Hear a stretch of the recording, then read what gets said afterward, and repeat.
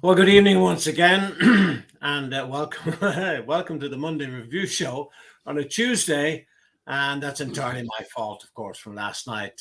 Just things happened, and we couldn't go uh, live on at the usual time.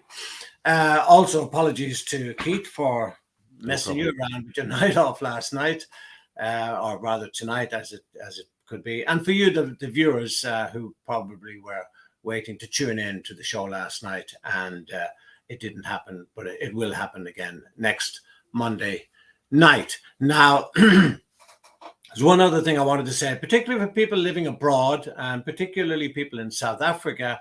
You will see from the promo or the advertising that it says 7 p.m. UK time, which is the same as Irish time, or 9 p.m. South African time.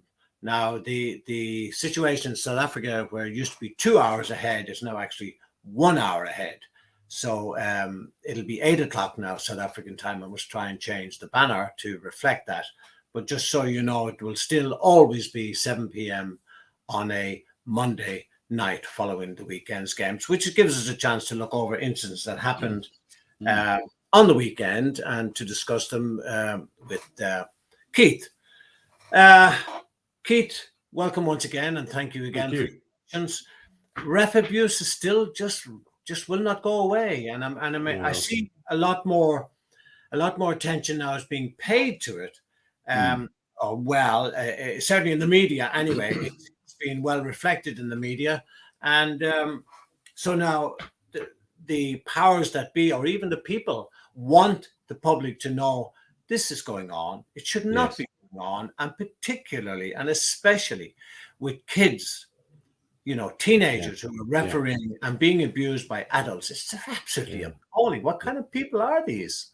Well, I think that it's almost that they think that they paid a fiver to watch a semi-pro game, and that gives them license to do anything that they want. What happens in the streets that would get you arrested is no different in a football ground.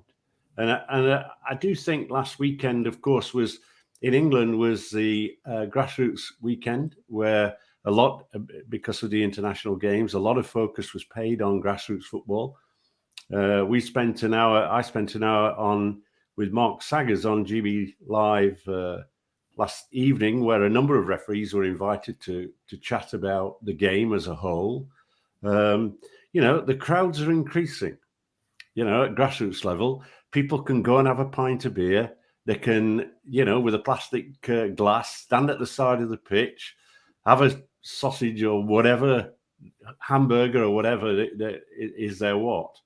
And they are deriving a great deal of enjoyment. What this means for the younger referee would normally be operating in front of a crowd of 20, and all of a sudden now he's operating with crowds up to 1,000 people, and that puts a great deal of pressure on them. A lot of effort, I think, in the last couple of weeks is going out to try to get the message across. Look, not everybody is a Michael Oliver, Anthony Taylor, or a Pierluigi Collina. You've got to give these guys, girls and boys, some of them young teenagers, you've got to give them the chance. They will make mistakes. As we see, refereeing is a human. We're all human. We all make mistakes, no matter how good we think we are. We've just got to be a little bit more careful what is done, what is said, and let referees referee a football match. The thing is, these kids coming into refereeing could get very easily put off. I mean, they wouldn't be as strong and as hard as you and I would have been in our 20s or whatever. But these are teenagers, and they're being abused by adults, and they could be easily put off from going on to be a Michael Oliver or an Anthony Taylor or Lena eventually, if they're allowed to develop. And but I think they so easily be put off. I mean, I think it's so easy. What I say to young referees: try and get hold of a senior colleague, ring a local referee up that's been at the game for a number of years, and have when things are getting tough or something happens in a football match, it's not the end of the world. Pick the phone up at the end the following day and have a chat with a senior referee. Mentoring is so important, I think. Indeed. We need to understand that we will make mistakes as we're learning. At the very highest level, they make mistakes. Sometimes even on law application, they get it wrong. But, what we have to do is learn from their errors. And the shortcut invariably is to be able to talk to a guy at senior level or even a colleague in grassroots to be able to say, look, let's have a chat. This is how I went. I mentored 2 or 3 referees both here and overseas. And some of the chats really, you think, well, just a minute, they sound pretty easy to me, but they're not for someone that's inexperienced. Sure. Yeah. And I was talking to a very good friend of mine today, an ex-colleague on the League of Ireland panel here called John Purcell. And I was speaking to him about other things, but I was asking him, are you still following football? Now, this is a former senior referee. And he said, no. He said, I'm turned off by it. He said, the amount of diving that's going on, the blatant cheating, and he did specifically mention the offside law, the way it's been torn into bits, and now it's hard to know what an offside is. And he also mentioned, what was the other issue? Was the offside? It'll come to me in a minute. But what he was saying, he's allowed to go on. A guy could be 5 meters inside the opposition half offside, but he's allowed to run right through. At the last minute, the goalkeeper saved, the flag goes up.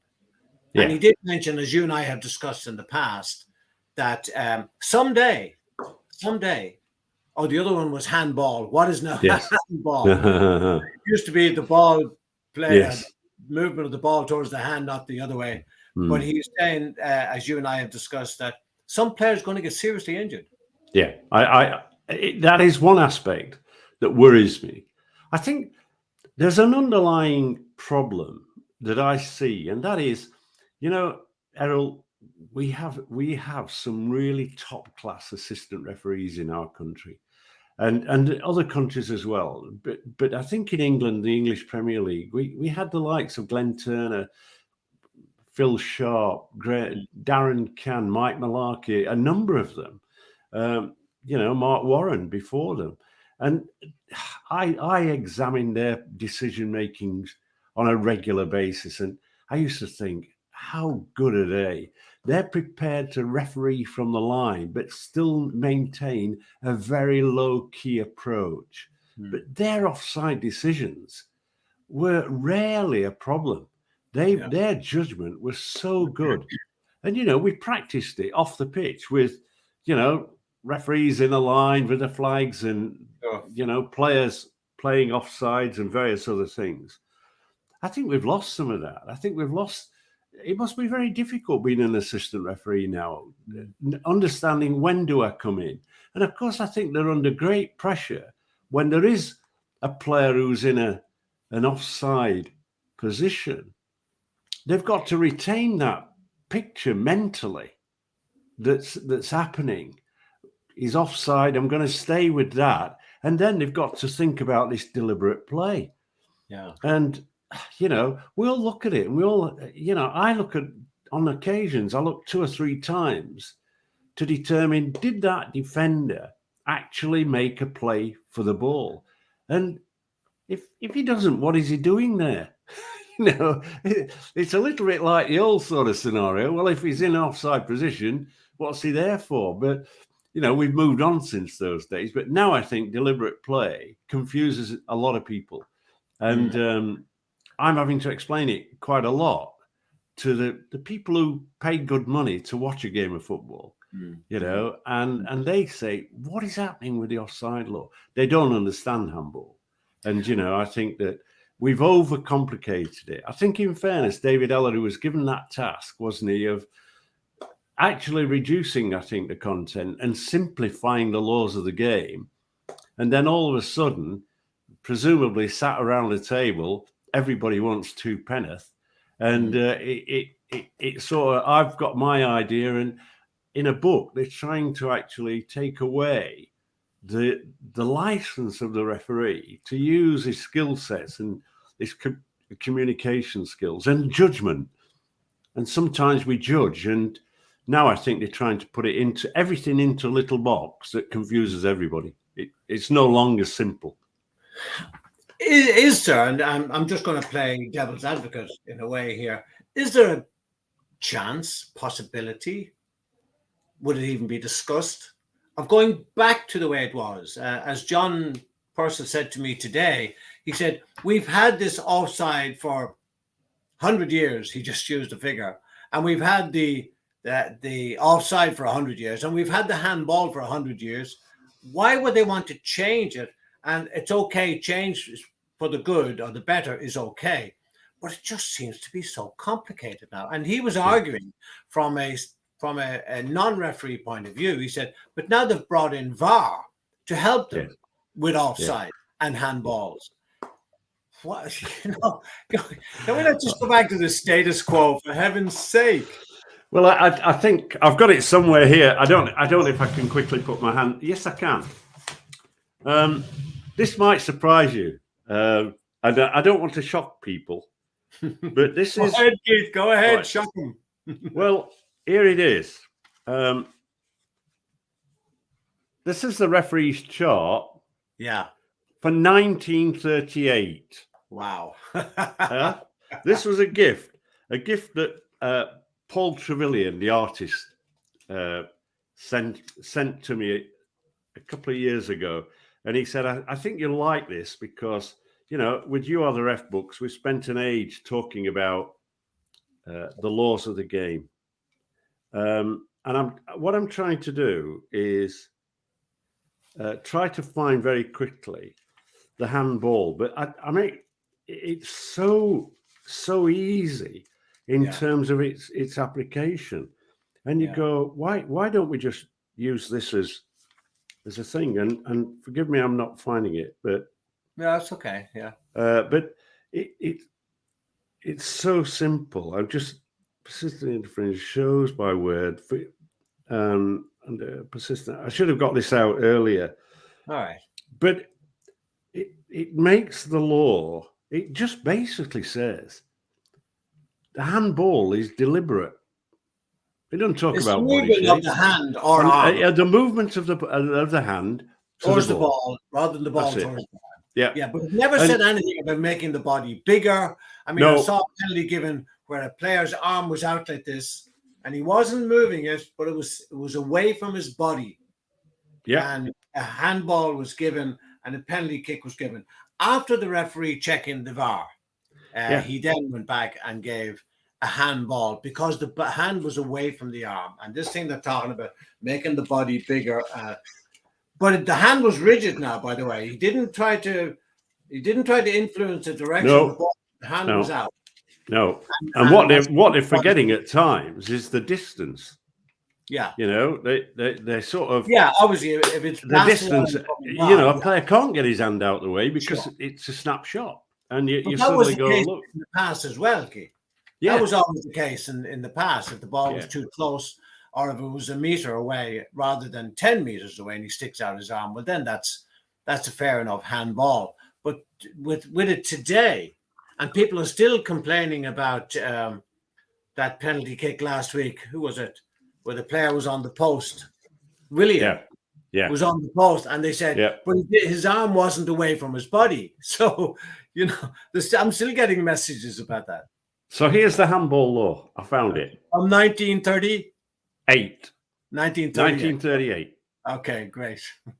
Right. Fouls and misconduct, law 12, part C.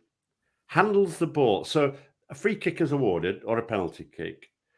If a player handles the ball, i.e. carries, strikes or propels it with the hand or arm. This does not include the goalkeeper. That's it. One line, literally one line. Yeah. And offside, offside, a player is offside if he is nearer his opponent's goal line than the ball at the moment the ball is played, unless he is in his own half. There are two of his opponents near their own goal. The ball last touched an opponent. He receives the ball direct from a goal kick or a corner kick, a throw-in, or when it is dropped by the referee. That's the offside law. I've just given you the offside law and the handball law, and it takes a fraction of a page, and you look and you go, because you remember the old offside, Keith. There was if you were level, you were offside in the past, and then they wanted to encourage more goals, so they said that the player has to be in front of the second last defender. And so on. And I remember a great referee who's since passed away here in Ireland, and I was with him several times, and I was only starting up, and this guy was fantastic. His name was Eamon Farrell. Great guy. When the old way, he said, if he's nearly offside, if he's nearly onside, he's definitely offside. So that was what it was then. And then they said, no, you have to be in front of the second last defender to be actually declared offside. And if there was a doubt, it went to the attacking player. But now, I think that one of the dangers is that when you start to be too prescriptive on any law or any action, then you become confused. And I think that where the problem is that you can create your own criteria in a sense, because I'm right. I can make a judgment in terms of handball, and I can determine that the body, I believe the body shape is bigger, but someone else might disagree. And I talk colleagues now, and we see incidents and think, how can a senior referee, an elite referee, make what we consider to be such an error? And if you look at I'm trying to remember the offside last week, where the goal was disallowed, and I think this was Newcastle United. It was. So the ball was coming to a player who was in an offside position. That's not any doubt. He's not committing an offence at this stage. In our time, he would have. Because it's immediately the ball's kicked. But now it's not. So we wait for him to become active. But on the way, the defender gets to the ball quicker than the attacker and kicks the ball in an attempt to clear it. And it goes to the player who crosses it. Newcastle score. And the referee looks at the monitor at the request of the VAR. So the VAR is saying, right, a goal has been scored. It needs to be checked. Just a minute. You have a look at this deliberate play, because he's brought him across because he's unsure about deliberate play. And the goal is ruled out, when in fact, it's completely wrong. I was pleased in a way because Dermot Gallagher, who I often criticise, former referee, really nice guy. Salt of the earth. I think he's originally Irish, actually. He is. He still supports the team.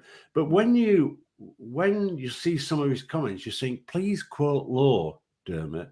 But on this occasion, he agreed. He agreed that the referee and the VAR got it wrong because of deliberate play. And I think those are the things where you've got a very senior elite referee who's had the opportunity of looking at VAR and still gets it wrong. And that's what I think kills the spectators. And some of the criticism I've heard about Dermot, Peter Walton as well, and even the VAR guys, that they tend not to overrule the referee or go against. In other words, there's some kind of conspiracy on. One or the other look bad. I think. I don't think that will ever be answered until you get a situation where the panel of VAR operators are former referees and not current referees. And I say that because the relationship I've mentioned before on this show, you can have a referee who's refereeing on a Friday night, got back to his hotel by midnight, and then the following day he's 12:30 at Middlesex acting as VAR. And of course, the relationship, a very that when you were a youngster coming up, and I was, we'd listen to our seniors. And if sure. our seniors said, "Hey, I think you've got this one wrong," or "There's another way of doing it," you're immediately impacted, and that impacts it positively on your career. So if you're on the field of play and you're a young referee and you've got a very experienced VAR operator, and he says, "Look, you need to look at this," you're going to that monitor conditioned to say, "I'm going to go with the VAR. Yeah, I'm not going to go against it." yeah. That's part of the problem and part of the comments that do come in. They're tending to stick together through thick and thin and not go against one another.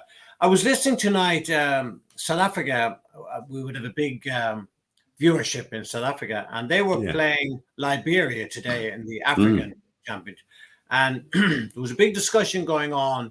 Do you remember the guy Percy Tau, the World Cup in South Africa? He got that fantastic goal in the opening match. Yes. The situation as I was reading it, and there was a lot of discussion going on. The situation as I'm reading it was there was a free kick for South Africa, and it seemed to be unclear whether it was direct or indirect. Now, apparently, the referee had his hand up, but somehow the player thought, no, it's a direct free kick, and he kicked it straight into the net, and it was disallowed. And the referee said, "I've got my hand up." Yeah. How many players do you actually think know the difference between a direct and a surely, to goodness, they should be told that. If the referee's arm is up, whether it's left or, and it doesn't have to be the left, it can be the right, it doesn't matter. Once the arm is up, it stays up until the conclusion of the free kick. Absolutely. That's a really important point that you make. You know, keep your arm up. Look, point at it. If the ball goes in and you're disallowing it, just point at the arm and say, "I've had it up." Yeah. I think confusion over that, and the goal was disallowed. No, there was uproar, but you know the referee said, "My arm is up. It's indirect." Who told you it was direct? Who said you could score directly? But he did. As I'm listening to the discussion that there was. I mean, surely the coaches. I remember doing a preliminary FA badge here, coaching, way back in the 70s. And the coach's name, I think, was West. Would it be Mike West? Here in Ireland. And there were 4 modules then. I'm sure there's 100 now. And one of them was on the laws of the game. And he told us, this coach from the FA, he said, they know how to, the player, the prospective coaches who are doing their badge, they know how to tell a guy how to bend a ball and twist a ball and kick a ball and all that, but they all fail. There are three modules on play and one module on the laws. And he said, if you fail their course, you can bet your bottom dollar it'll be on the laws of the game. Yeah. And it's surprising. I mean, I've done several courses, UEFA courses, where managers are going for their, or future coaches and managers are going for their A badge, A license, and the laws of the game being discussed. And I've made the point. I have to say, with that indirect free kick situation, I always got into the habit of shouting indirect. I don't, just as a stopgap. Yeah, I would too. So that the kicker and maybe look for the goalkeeper and just point and say it's indirect, so that everybody's aware. Yeah. That's proactive refereeing, isn't it? Yeah. The referee doesn't have to do that. No, I understand that. If he says, "I'm getting on with the game, I'm trying to do other things," then fine. But, I watched a film that's going to come out at the end of the month, in the middle, and it follows 4 or 5 grassroots referees. And as in what level, Naki? Absolutely. Park level up to senior grassroots level, almost semi-pro players. Different referees, different experiences. Nowhere near the football league then. Nowhere near the football league. Right. And it was interesting because they all communicated well. One of them particularly well. They were all shapes and sizes in that sense. Yeah. But in reality, the communication was good. There was, the ball went flat. He wanted he wanted the ball changing, and the team were 2-0 down. There was a comment, a negative comment from players sat down. He ignored it. But a bit later in the game, he sort of ran alongside his player and said, "Look, I expect you to concentrate on football, not on refereeing. I'm the guy in the middle here." And I thought, brilliant. How, you know, we talk negatively at times, don't we, about elite referees? We fail and should get the message over, I think, pretty consistently about how much enjoyment you can get from refereeing. You and I have traveled the world through refereeing. We all start at the same level in the local parks, you know, and then you know, a little bit of luck here and there, and a bit of good performances when it mattered. Yeah, we rose up through the ranks, and that is afforded everybody at this moment in time, you know. Yeah. So that is, I think, an important message for people who are listening into our show. Look, if you stick at it, the route is there to get to the top level. Yeah. Finally tonight, Keith, you sent me a report from all about psychology in sport and science. And one of the authors is a man called Liam Slack. Yes. And it said, running for underpinning elite sport officiating. What is the situation, as you may know, in the UK, well, in England, with the Premier League? Does the FA or does the Premier League provide psychologists? Well, I think under the banner, when I was the boss of the PGMOL, I used to bring in Professor Craig Mahoney, who was an Australian sports psychologist, and then when he left, he became Chancellor of a university, still is. We then worked with Professor Ian Maynard from Sheffield Hallam University, and I think that document is written by a student from a dissertation by a student from Sheffield Hallam University, if I'm not mistaken. Right. Okay. But the situation is that I felt it appropriate, and UEFA do now. UEFA followed suit. They under the remit, they were watching what I was doing, and suddenly thought, "What's this sports psychologist do?" Well, it's not laying people down on a coach and perhaps a silver watch and sending them into cloud cuckoo land. The reality is, first of all, we talk, you know, that guy talks about how to deal with pressure. Yeah. You know, and one thing to reduce pressure is, if you feel pressure coming, take a deep breath. That's one way of getting over the pressure.